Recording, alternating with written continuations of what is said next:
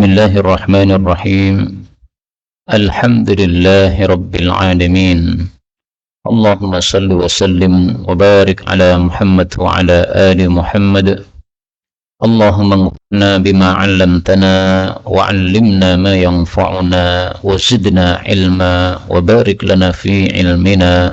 وارزقنا الإخلاص في القول والعمل كاملا وعلما نافعا لا ينسى وتوفيقا دائما وصحة ويقينا وعافية. اللهم اشف مرضانا، اللهم افتح كل خير لنا، آمين يا رب العالمين. Alhamdulillah kaum muslimin rahimani wa rahimakumullah. Setelah kita liburan selama 1 bulan Ramadan, maka alhamdulillah bisa kita lanjutkan pengajian tafsir Al-Quran 1 hari 1 halaman. Kenapa pengajian ini kita lanjutkan? Kenapa tidak berhenti saja?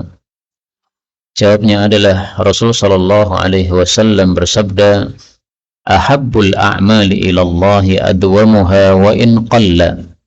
Amalan yang paling dicintai oleh Allah adalah yang paling kontinu meskipun sedikit. Hadis muttafaqun alaih. Maka kita niatkan majelis ini yaitu pengajian pada malam Rabu di masjid ini, kita niatkan untuk istiqamah atau kontinu.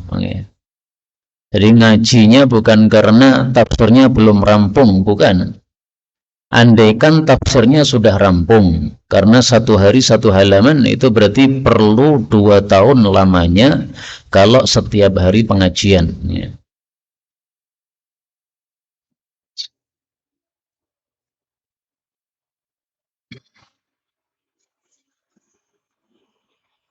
Maka seandainya tafsirnya sudah selesai, insya Allah tetap akan istiqamah kita lakukan pengajian ini. Pengajian bukan karena masih ada Abu Zaidan, bukan. Ngaji dengan siapapun, tidak harus dengan saya. Diganti ustadz lain juga enggak masalah, silahkan. Tetapi yang penting pengajiannya istiqamah. Ini supaya termasuk amalan yang dicintai oleh Allah Subhanahu wa ta'ala. Baik kaum muslimin rahimani wa rahimakumullah, karena rekaman sudah siap, kita lanjutkan pengajian tafsir Al-Quran 1 hari 1 halaman, yaitu melanjutkan yang kemarin. Maka kita sudah menyelesaikan surat As-Saffat, kita lanjutkan sekarang surah Shad. Bisa dilihat pada mushaf Al-Quran cetakan Madinah pada halaman 453, tafsir surat Shad dari ayat 1 sampai dengan ayat 16 insyaallah ta'ala. أعوذ بالله السميع العليم من الشيطان الرجيم من همزه ونفخه ونفثه. بسم الله الرحمن الرحيم. صاد والقرآن ذي الذكر بل الذين كفروا في عزة وشقاق. كم أهلكنا من قبلهم من قرن فنادوا ولا حين مناص وعجبوا أن جاءهم منذر منهم وقال الكافرون هذا ساحر كذاب أجعل الآلهة إلها واحدا إن هذا لشيء عجاب. وانطلق الملأ منهم أن امشوا واصبروا على آلهتكم إن هذا لشيء يراد. ما سمعنا بهذا في الملة الآخرة إن هذا إلا اختلاق. أأنزل عليه الذكر من بيننا بل هم في شك من ذكري بل لما يذوقوا عذابي.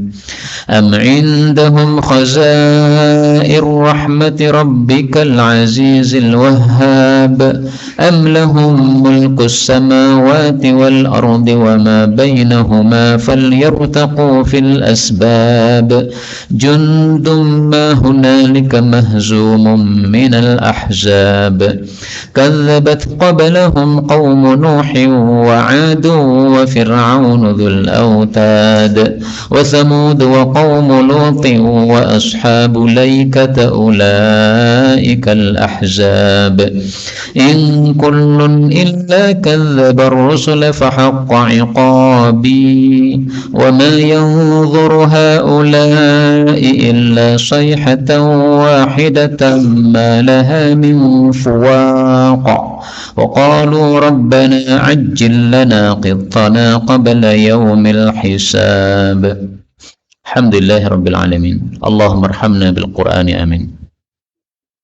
Seperti biasa, sebelum kita membicarakan tafsir Quran, kita bicarakan ilmu qiraatnya. Karena saya membaca Al-Quran dengan bacaan yang berbeda dari bacaan panjenengan biasanya. Maka harus saya jelaskan kenapa berbeda. Yang pertama, pada ayat 1, wal Qur'ani boleh dibaca wal Qur'ani. Ini qiraah Ibnu Katsir.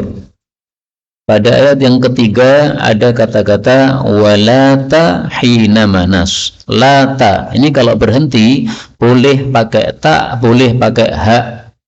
Kalau bacaan biasanya walat ta berhentinya ya. Tapi kalau pakai qiraah Imam Kisai walah.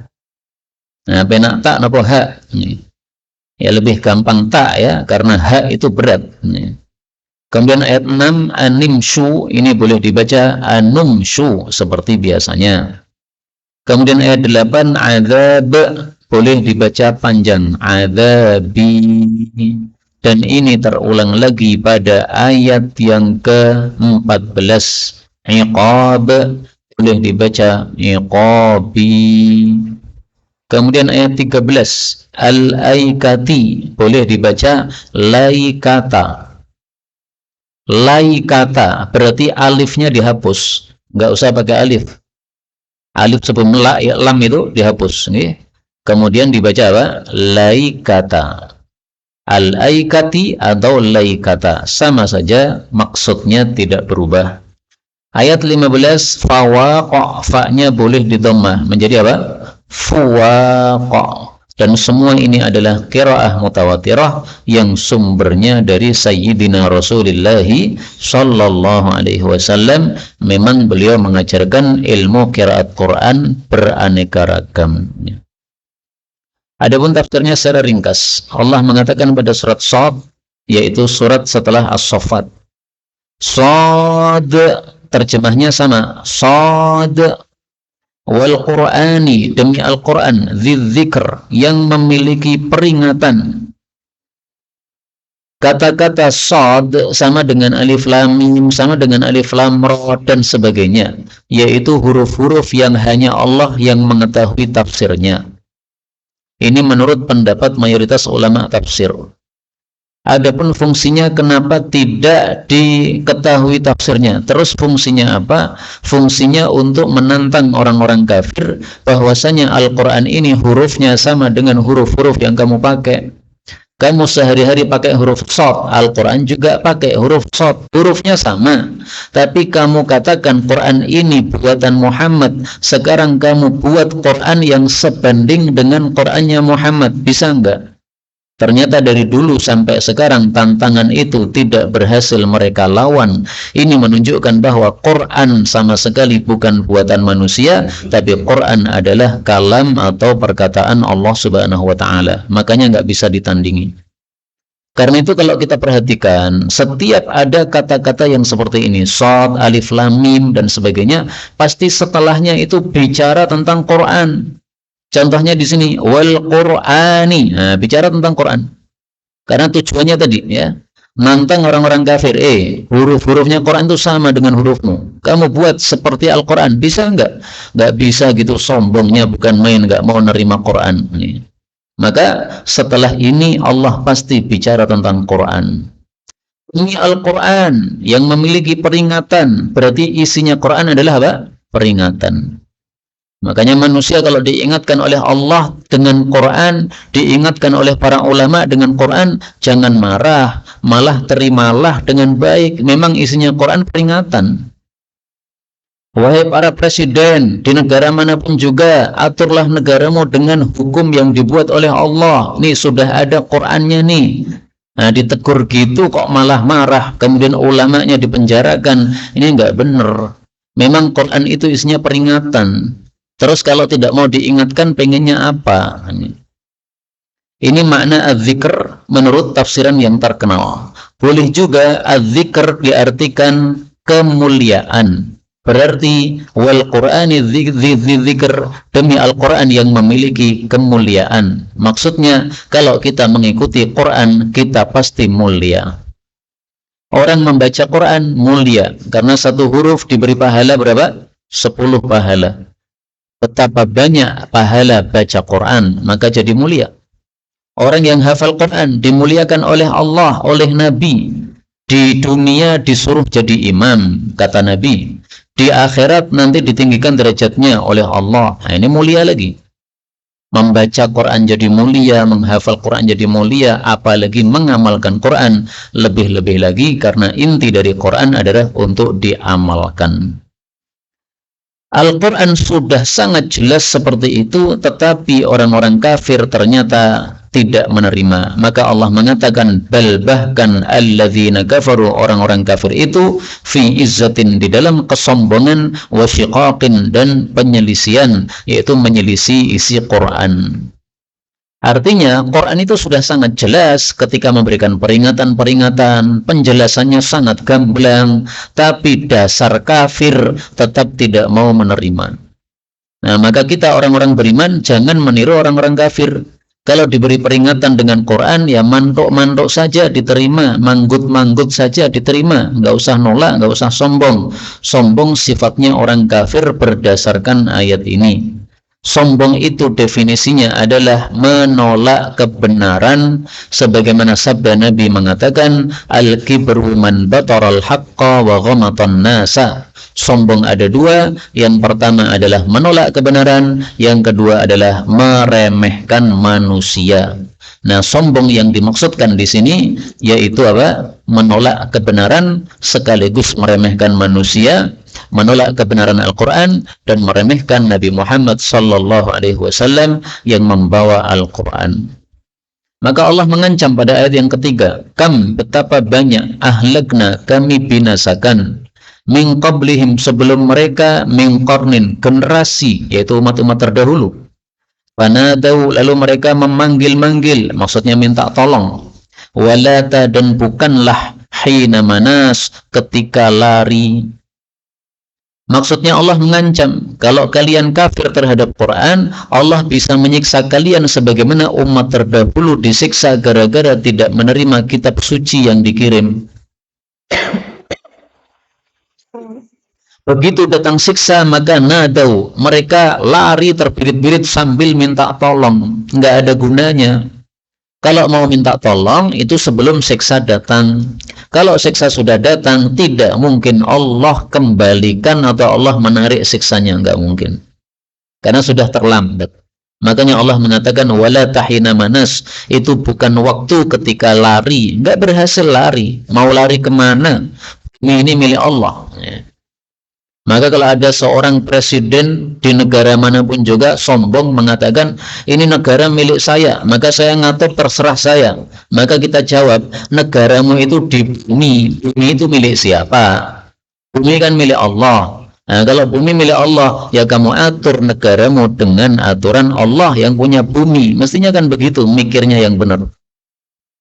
Sebagaimana kita sebagai rakyat tidak boleh mendirikan negara dalam negara, itu mengganggu negara yang ada.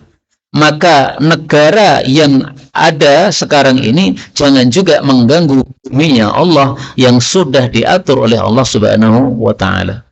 Sebagaimana presiden tidak mau ada rakyatnya yang membuat negara di dalam negara, maka Allah juga tidak mau ada orang yang membuat aturan di dalam aturan Allah Subhanahu wa Ta'ala. Harus ikut Allah, karena Allah lah yang menciptakan kita dan bumi kita. Ayat ini semakna dengan ayat yang lain yang disebutkan oleh Allah pada surat Al-Anbiya ayat 12 dan 13. Allah mengatakan, falamma ahassu ba'sana, tatkala mereka merasakan siksa kami, idahum minha yarkudun, tiba-tiba mereka pada lari. Kata Allah, la tarkudu, enggak usah lari. Apa gunanya lari? Warji'u ila ma utriftum fih, silahkan kembali kepada kenikmatan dunia yang kalian dulu diberi oleh Allah padanya. Ini maksudnya diajak oleh Allah. Ya nisoh balik okono, ya enggak mungkin kembali. Orang dikirimi siksa oleh Allah Subhanahu wa taala. Gimana mau kembali? Ya. Maka maksudnya tidak ada gunanya lari dari siksa Allah. Ayat 4, wa ajibu, dan mereka heran, aja'ahum, bahwasanya datang kepada mereka, mungzirum minhum, seorang pengancam dari mereka, yaitu Nabi Muhammad sallallahu alaihi wasallam. Wa qala al-kafiruna, dan berkata orang-orang kafir, hadza, ini, yaitu Nabi Muhammad, sahirun, seorang penyihir, kadzabun, seorang tukang dusta. Jadi maksudnya mereka heran, kenapa yang dikirim kok manusia? Mbok yang dikirim itu malaikat, seperti yang disebutkan pada ayat yang lain pada surat Al-Mu'minun ayat 24. Mereka mengatakan, walau sya'allahu la anzala malaikah, kalau Allah mau pasti Allah kirim malaikat. Kami enggak terima kalau yang dikirim cuma manusia seperti kami. Mohon maaf kalau dilanjutkan, podo-podo pipis, podo-podo ning WC. Enggak maulah selevel begitu. Maunya yang tingkatnya lebih tinggi, yaitu malaikat yang enggak pernah pipis, yang enggak pernah ke WC. Nabi Muhammad sama dengan kita, ya. Tidak ada perbedaannya. Ini apa? Sombongnya orang-orang kafir ketika dikirimi seorang nabi seperti itu. Bahkan tidak sampai di situ, mereka menuduh Nabi Muhammad dengan dua tuduhan. Tuduhan pertama, sahir, seorang penyihir. Kadzab, tuduhan kedua, pendusta. Kenapa Nabi Muhammad dianggap penyihir? Mereka anggap penyihir karena penjelasan beliau itu menyebabkan pengikutnya seperti tersihir. Yang dulunya dia cinta kepada bapak ibunya, setelah masuk Islam kemudian dia berlepas diri sama bapak ibunya karena bapak ibunya kafir. Yang dulu seorang istri cinta sama suaminya, setelah masuk Islam maka dia benci sama suaminya karena suaminya kafir. Dianggap sebagai apa? Tukang sihir. Ini Muhammad menyihir orang-orang ini, sehingga yang jadi pengikut dia langsung benci kepada semua orang kafir. Dianggap penyihir padahal bukan penyihir, tapi karena iman sudah masuk dalam hati maka pasti akan membenci segala keburukan dan kekafiran. Kemudian Nabi Muhammad dianggap sebagai pendusta. Apakah ini ucapan dari hati kecil mereka? Enggak. Karena hati kecil mereka mengakui Nabi Muhammad ini enggak pernah bohong seumur-umur. Bahkan mereka menganggap Nabi, menjuluki Nabi dengan julukan apa? Al-Amin, orang yang terpercaya. Maka ketika mereka mengatakan kadzab, Muhammad ini selalu bohong, itu bukan dari lubuk hati kecil mereka, tapi itu hanya dari mulut mereka. Hati mereka sebenarnya tidak mengatakan begitu. Ayat 5, mereka mengatakan, aja'ala, apakah Muhammad menjadikan al-alihata, Tuhan-Tuhan yang banyak, ilahan wahidan, menjadi satu Tuhan saja? Inna hadza, sungguh ini, la syai'un, sungguh sesuatu, ujabun, yang mengherankan. Jadi mereka disuruh menyembah satu Tuhan itu merasa berat, Pak. Kenapa? Karena sudah terbiasa menyembah banyak Tuhan. Mereka menganggap Tuhan kok cuma satu, itu heran mereka. Kenapa? Karena dulu orang-orang Arab jahiliyah, setiap kabilah itu punya Tuhan sendiri-sendiri. Kabilah Quraisy punya Tuhan, kabilah Mudhar punya Tuhan, Khuza'ah punya Tuhan, semua kabilah punya Tuhan masing-masing. Maka disuruh menyembah Tuhan satu, mereka merasa heran. Padahal kalau pakai akal sehat, Tuhan mestinya satu. Bayangkan kalau Indonesia presidennya 5, apa kacau nih. Sing siji pengen ngalor, sing siji pengen ngidul. Yang satu pengen apa? Istananya di Jakarta, yang satu pengen istananya di Sumatera. Remuk kabeh akhirnya ini. Maka Tuhan itu harus satu, karena yang ngatur itu harus satu. Kalau yang ngatur banyak, ruwet malah. Orang-orang kafir dulu mereka punya 7 Tuhan, sebagaimana diriwayatkan dalam Sunan Tirmidzi. Rasulullah bertanya kepada Husain, "Hai Husain, kamu nyembah berapa Tuhan?" Kata Husain, "Saya nyembah 7 ya Muhammad." Ya, waktu itu dia masih kafir. Yang 6 itu Tuhan di bumi, yang 1 itu Tuhan di langit. Kalau pas bingung, maka lari ke Tuhan yang di langit. Kalau pas nyaman, yang disembah Tuhan yang di bumi. Kurang ajar sekali. Ayat 6, "Wantalaqa, dan pergilah al-mala'u, para pembesar-pembesar, minhum, dari mereka. Mereka mengatakan, animshu, bahwasanya berjalanlah kalian. Berjalan maksudnya lanjutkan agama kalian ini, jangan berhenti. Wasbiru, dan sabarlah, ala alihatikum, terhadap Tuhan-Tuhan kalian. Maksudnya sabarlah menyembahi mereka. Inna hadza, sesungguhnya ini, yaitu dakwahnya Nabi Muhammad, menyembah satu Tuhan, la syai'un yurad, sungguh sesuatu yang dikehendaki. Maksudnya, ini Muhammad menyuruh kita nyembah satu Tuhan, itu ada udang di balik batu. Jadi kata-kata la syai'un yurad ini kalau mau diterjemahkan dengan bahasa kita yang gampang, bahasa Indonesia, yaitu apa? Ada udang di balik batu. Muhammad pengen apa itu? Muhammad itu pengen berkuasa, maka menyuruh kita untuk meninggalkan semua Tuhan kita, disuruh nyembah satu Tuhan, yaitu Tuhannya dia, supaya dia menguasai kita semua. Nah, itu yang dimaksud udang di balik batu. Jadi pura-pura menyuruh menyembah satu Tuhan, padahal tujuannya supaya menguasai seluruh manusia, supaya jadi pengikut Nabi Muhammad sallallahu alaihi wasallam. Ini perkataan yang batil juga. Nabi Muhammad itu nggak pernah pengen jadi pemimpin, pengen jadi viral, pengen jadi terkenal, nggak pernah beliau seperti itu. Beliau melakukan dakwah Islam semata-mata karena kewajiban dari Allah Subhanahu wa Ta'ala. Mereka mengatakan, ayat 7, "Ma sami'na, tidaklah kami mendengar, bihadza, dengan ajaran ini, ajaran tauhid, fil millatil akhirah, pada agama yang terakhir. In hadza, tidaklah ini, yaitu ajaran tauhid, illa ikhtilaqa, kecuali hanya dusta saja." Yang dimaksud ajaran terakhir, agama terakhir, itu maksudnya adalah agama Nasrani. Karena Nabi Isa adalah nabi terakhir sebelum Nabi Muhammad sallallahu alaihi wasallam. Kemudian pengikut-pengikutnya menamakan diri mereka, kami adalah orang-orang Nasrani. Nah, maka yang dimaksud mereka agama terakhir yaitu adalah Nasrani. Jadi maksud mereka agama terakhir yaitu Nasrani saja punya 3 Tuhan. Kok tiba-tiba Muhammad datang dengan ajaran satu Tuhan? Aneh ini Muhammad ini. Tuhan itu nggak cukup 1, minimal 3, seperti Nasrani. Padahal Nasrani itu sesat setelah Nabi mereka wafat. Ketika Nabi Isa masih hidup, mereka nyembahnya satu Tuhan. Begitu Nabi Isa diangkat oleh Allah, baru mereka sesat. Nabi diangkat ke langit. Akhirnya sebagian mereka mengatakan, itu sebenarnya Tuhan itu. Cuma dia berpura-pura jadi manusia seperti apa bersama kita. Akhirnya dia kemudian balik lagi ke langit karena memang dia Tuhan. Ada yang mengatakan, oh bukan, dia hanya anak Tuhan. Ada yang mengatakan dia itu salah satu dari 3 Tuhan. Nah, bermacam-macam kelompok-kelompok orang-orang Nasrani, tapi itu semuanya adalah kafir. Adapun Nasrani yang sesungguhnya, pengikut Nabi Isa yang sesungguhnya, mereka adalah orang-orang yang Muslim yang mengatakan Tuhan hanya satu, yaitu Allah Subhanahu wa Ta'ala. Kemudian mereka melanjutkan ucapan mereka, ayat 8. A'unzila, apakah diturunkan alaihi kepada Muhammad az-zikru, peringatan ini yaitu Al-Quran, min bainina, dari tengah-tengah kita.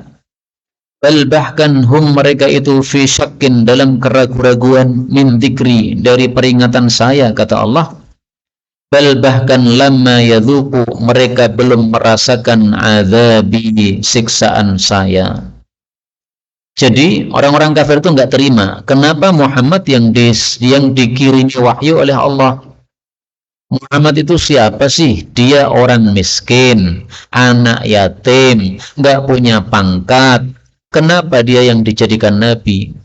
Kalau Allah pengen menjadikan nabi, ya pilihlah kita-kita yang punya pangkat, pembesar-pembesar ini. Ini kan ucapan dari awal sampai akhir tadi ucapan pembesar-pembesar, Pak. Makanya sombong gara-gara apa? Pembesar. Dan itu alhamdulillah kita jadi rakyat jelata, malah ini aman, insya Allah tidak sombong. Tapi orang-orang yang punya pangkat seringkali gara-gara pangkatnya menjadi sombong, merasa sok suci, merasa sok benar dan sebagainya. Nah, itu kadang-kadang gara-gara pangkatnya. Na'udzubillahi min syarri dzalik. Jangan seperti itu. Orang mukmin harus tawadhu, harus mengetahui bahwasanya segala sesuatu di tangan Allah, bukan di tangan makhluk. Maka ucapan ini mirip dengan ucapan mereka yang disebutkan oleh Allah pada surat Az-Zukhruf ayat 31. Wa qalu laula nuzzila hadzal Qur'anu ala rajulin minal qaryataini 'azim. Mereka mengatakan, kenapa Quran ini tidak diturunkan kepada seorang laki-laki yang agung dari dua kota? Yang mereka maksud adalah kota Mekkah sama kota Taif. Di Mekkah ada Walid bin Mughirah, tokoh Mekkah. Di Taif ada lagi tokoh kafir orang Taif. Kenapa yang dipilih Muhammad yang yatim, yang miskin, yang nggak punya pangkat? Kenapa bukan Walid Mughirah yang punya pangkat dan kaya dan anaknya banyak? Jadi mereka nggak terima, intinya begitu, Pak. Orang tidak terima ketika Allah memilih Nabi Muhammad sebagai Nabi. Ini lucu. Kenapa? Karena Allah ketika memilih Nabi Muhammad itu pasti ada sebabnya, bukan tanpa sebab. Allah itu maha bijaksana kok. Maka sudah dijawab oleh Allah pada ayat yang lain. Allahu a'lamu haitsu yaj'alu risalatah. Allah lebih tahu siapa yang berhak untuk dikasih risalah atau dikasih wahyu.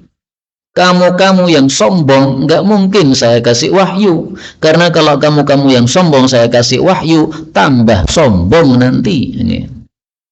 Nggak berhak orang jelek, orang hatinya jelek, mendapatkan sesuatu yang baik. Wahyu ini kan sesuatu yang baik, Pak. Maka tidak mungkin Allah kasih sesuatu yang baik pada orang yang hatinya Allah ketahui jelek, kotor, nggak mungkin. Maka dalam hadis yang sahih, Rasulullah SAW bersabda, Ana khairukum nasaban wa baitan wa nafsan wa aban wa qabilan. Kata Nabi, saya ini adalah orang yang terbaik di antara kalian, baik jiwanya maupun rumahnya, maksudnya rumah itu keluarga, kemudian nasabnya, kemudian nenek moyangnya, kemudian qabilahnya, semuanya itu yang terbaik. Jadi Allah itu memilih. Nabi Adam AS punya anak kan, banyak kan anaknya. Nah kemudian dibagi dua, ada orang-orang baik, ada orang-orang jelek. Allah milih yang baik-baik. Kemudian dari yang baik-baik ini nanti ada dua kelompok lagi, ya. Kelompoknya Nabi Ishak, kemudian kelompoknya Nabi Ismail. Kemudian dari keturunan Nabi Ismail yang dipilih Nabi Muhammad SAW. Itu Allah memilih bukan tanpa dasar, tapi Allah pilih yang paling baik hatinya, sehingga yang paling pas untuk jadi Nabi. Karena itu Allah mengatakan, balhum fi syakkim min dzikri. Bahkan mereka itu ragu-ragu terhadap peringatan saya. Maksudnya mereka sebenarnya tidak ragu-ragu bahwa Nabi Muhammad itu ucapannya jujur. Tetapi mereka ragu-ragu terhadap Quran, apakah betul-betul dari Allah ataukah tidak. Tapi mereka sebenarnya dalam hati kecil mereka mengakui Muhammad ini seumur-umur nggak pernah bohong.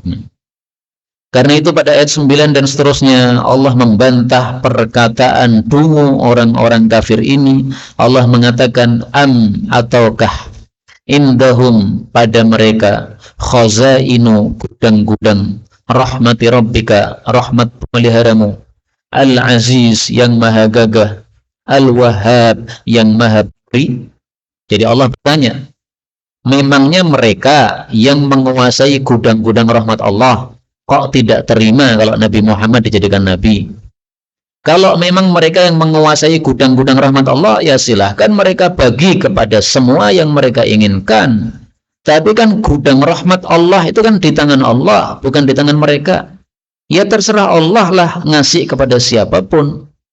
Seperti kalau ada orang kaya, dia bagi-bagi harta. Kita nggak dikasih, orang lain dikasih. Kita nggak perlu protes. Oh, memang kita nggak berhak menurut dia, maka nggak dikasih. Nggak usah protes.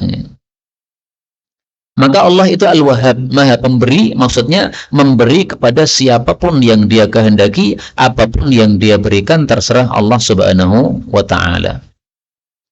Semakna dengan ayat ini, kita temukan pada ayat yang lain, surat An-Nisa ayat 54, Allah mengatakan, Am yahsudunan nasa ala ma atahumullahu min fadlih. Apakah orang-orang itu iri kepada para manusia gara-gara mereka diberi karunia oleh Allah? Jadi apakah pantas iri kepada Nabi Muhammad ketika beliau diangkat jadi nabi? Enggak pantas. Sama dengan kalau kita miskin tetapi tetangga kita kaya, atau mas kita kaya, adik kita kaya, kita yang di tengah miskin sendiri. 5 orang anak, atas 2 orang kaya, bawah 2 orang kaya, tengahnya miskin. Apakah pantas dia kemudian protes sama Allah? Ya Allah, ini satu keluarga, kenapa saya yang miskin sendiri? Itu terserah Allah, nggak usah iri. Kalau dijadikan miskin oleh Allah, sabar, terima. Dijadikan oleh kaya oleh Allah, syukur. Mensyukuri nikmat Allah Subhanahu wa Ta'ala, bagi-bagi kepada orang-orang miskin. Nah, mestinya begitu. Terima dengan apapun yang Allah tetapkan. Maka Allah tanya lagi pada ayat 10. Am lahum, ataukah bagi mereka mulkus samawati, kerajaan langit-langit, wal ardi, dan bumi, wa ma bainahuma, dan apa saja yang di antara keduanya langit bumi. Falyartaku, maka silahkan mereka naik fil asbabi, pada jalur-jalur, maksudnya jalur-jalur langit. Jadi artinya kalau kerajaan langit bumi itu di tangan mereka, silahkan mereka bagi-bagi sesuai keinginan mereka. Tapi kan kekuasaan langit bumi ini kan bukan di tangan mereka, kan di tangan Allah. Ya mestinya terserah Allah Subhanahu wa Ta'ala. Allah yang memiliki langit bumi, maka Allah ngatur bagaimanapun terserah Allah. Allah pilih Nabi Muhammad, terserah Allah. Allah pilih yang jadi nabi itu orang Arab, bukan orang Jawa. Tidak boleh orang Jawa iri sama orang-orang Arab. Orang Jawa dibikin pesek oleh Allah, orang Arab dibikin mancung oleh Allah. Nggak boleh kita iri. Wah, Allah adil, Jawa do pesek kabeh. Nggak boleh begitu. Sudahlah, terima apa yang diberikan oleh Allah. Kalau masalah dunia, lihatlah kepada orang yang lebih rendah, maka kita bisa mensyukuri nikmat Allah. Kalau masalah agama, lihatlah kepada orang yang lebih tinggi, maka kita bisa semangat untuk memperbaiki agama kita. Yang dimaksud di sini falyartaqu fil asbab, silahkan mereka naik ke langit, maksudnya naik ke langit untuk mengambil wahyu, kemudian menurunkan wahyu sesuai keinginan mereka. Kalau bisa, apa ya bisa? Sampai ke bulan saja masih dipertanyakan. Banyak orang tidak percaya informasi bahwasanya ada orang-orang yang sudah sampai turun ke bulan. Banyak yang nggak percaya, Pak. Karena dari sisi foto-fotonya tidak jelas menunjukkan betul-betul valid di sana. Kemudian sekarang sudah ada internet dan sebagainya, kenapa nggak berani posting yang live streaming ketika ada di bulan misalnya? Nah, jadi bukti-bukti turun di bulan, mendarat di bulan itu masih abu-abu, masih rancu, benar atau tidaknya wallahu alam. Yang jelas yang menginformasikan sudah sampai ke sana itu orang kafir, dan orang kafir itu tidak termasuk orang yang ucapannya bisa diambil, bisa dipegang. Karena orang kafir nggak takut dosa, sehingga bohong pun mereka nggak peduli. Tapi orang muslim yang baik Islamnya, pasti nggak bohong, karena dia khawatir bohong itu adalah termasuk dosa besar. Kemudian Allah mengancam pada ayat 11, jundun, pasukan, mahunalika, yang di sana, mahzumun, pasti terkalahkan, minal ahzabi, dari komplotan-komplotan. Maksudnya orang-orang kafir yang mereka itu berkomplot-komplot untuk memerangi Nabi Muhammad SAW, dijamin oleh Allah pasti mahzum, pasti kalah. Apakah terbukti? Terbukti. Sebagaimana disebutkan oleh Allah pada surat Al-Qamar ayat 45. Allah mengatakan sayuhzamul jam'u, pasti akan dikalahkan itu komplotan-komplotan, wa yuwalluna dubur, dan mereka akan lari ke belakang. Dan itu sudah terjadi pada perang Badar tahun 3 Hijriah. Orang-orang kafir dengan sombongnya mereka menyerang kota Madinah, mereka menyerang ke Medan Badar. Mereka jumlahnya 1.000 orang dengan pedang yang sangat lengkap, senjata yang lengkap. Sementara umat Islam hanya 300 orang, senjatanya pun tidak lengkap karena tidak ada niatan untuk berperang. Tapi yang 1.000 dan lengkap ini kalah lari tunggang langgang. Itulah yang dimaksud mahzum pada ayat ini, mereka terkalahkan, yaitu pada perang Badar. Dan itu pula yang dimaksud pada surat Al-Qamar ayat 45 tadi, sayuhzamul jam'u wa yuwalluna dubur. Kondisi orang-orang kafir Quraisy dikalahkan oleh Allah dengan tentaranya Nabi Muhammad SAW itu ternyata mirip sekali dengan kondisi umat-umat terdahulu. Coba kita lihat Nabi Musa dengan Fir'aun. Nabi Musa punya apa sih? Senjata nggak punya, jabatan nggak ada, kekayaan nggak punya. Fir'aun sebaliknya, jabatan menguasai seluruh Mesir, bahkan dia mengaku sebagai Tuhan yang paling tinggi, harta melimpah ruah, pasukan sangat banyak, kemudian persenjataan lengkap, tetapi oleh Allah dengan langsung mereka hancur semua. Maka kondisi orang-orang kafir Quraisy terhadap Nabi Muhammad SAW ini mirip dengan kondisi umat-umat terdahulu. Karena itulah Allah menceritakan umat terdahulu pada ayat berikutnya, ayat 12. Allah katakan kadzabat, telah mendustakan, qablahum, sebelum mereka, sebelum orang-orang kafir Quraisy, qaum Nuhin, kaumnya Nabi Nuh, wa Adun, dan kaum Ad, kaumnya siapa? Nabi Hud, wa Fir'aun, dan Fir'aun, kaumnya siapa? Nabi Musa, Dzul Autad, yang memiliki pasak-pasak. Jadi maksudnya umat-umat terdahulu sama dengan kalian, mendustakan nabi-nabi mereka, akhirnya dikirimi siksa oleh Allah. Kalian nggak mau ngambil pelajaran, mestinya ambil pelajaran. Nah sekarang ini umat akhir zaman kita ini, Nabi Muhammad sudah wafat, sama juga jangan sombong terhadap Quran, karena Quran masih ada. Nabi Muhammad sudah wafat, tapi warisan beliau masih ada, yaitu Quran sama hadis Nabi SAW. Nah, kalau kita tolak Quran, kita tolak hadis Nabi, pilih membuat hukum sendiri yang tidak sesuai dengan hukumnya Allah, ya pasti Allah sangat mampu untuk kirim siksa sebagaimana umat-umat terdahulu. Di sini disebutkan Nabi Nuh. Padahal sebelum Nabi Nuh ada Nabi Adam, ada Nabi Idris. Kenapa nggak disebutkan? Karena Nabi Nuh itu adalah Rasul pertama yang memerangi kesyirikan. Adapun sebelum Nabi Nuh tidak ada kesyirikan. Di masa Nabi Adam semuanya nyembah Allah. Di masa Nabi Idris semua nyembah Allah. Kapan ada kesyirikan? Di masa Nabi Nuh. Makanya Nabi Nuh yang disebutkan karena kaumnya sama dengan kaumnya Nabi Muhammad yang menyembah berhala-berhala, mereka syirik. Kemudian Fir'aun dikatakan Dzul Autad, punya pasak-pasak. Apa maksudnya? Saya lihat dalam tafsir Ibnu Katsir, ternyata Fir'aun itu punya kebiasaan kalau dia marah kepada seseorang, dia pasang 4 pasak. Kemudian 2 tangan diikat pada 2 pasak yang depan, kemudian 2 kaki diikat pada 2 pasak yang belakang. Jadi dicembeng gitu Pak. Tangannya diikat, kakinya diikat. Nah, pun bisa dibayangkan, kira-kira diapakan orang seperti itu? Pasti digebuki, disiksa sampai mati, sampai mencadel. Nah, itulah Fir'aun. Maka di sini Allah mengatakan Dzul Autad, itu maksudnya dia orang yang kuat, orang yang sangat gagah, tetapi tetap saja ketika siksa Allah dikirim nggak punya kekuatan apapun. Dia menyiksa siapapun bisa. Orang-orang yang dia marahi pasti dipancang pada pasak-pasak tadi. Nggak ada yang bisa menghalangi dia. Menunjukkan kekuatan Fir'aun. Tapi begitu Allah katakan kun, maka semuanya sudah tenggelam di dalam laut merah, maka tidak ada kekuatan lagi. Ayat 13.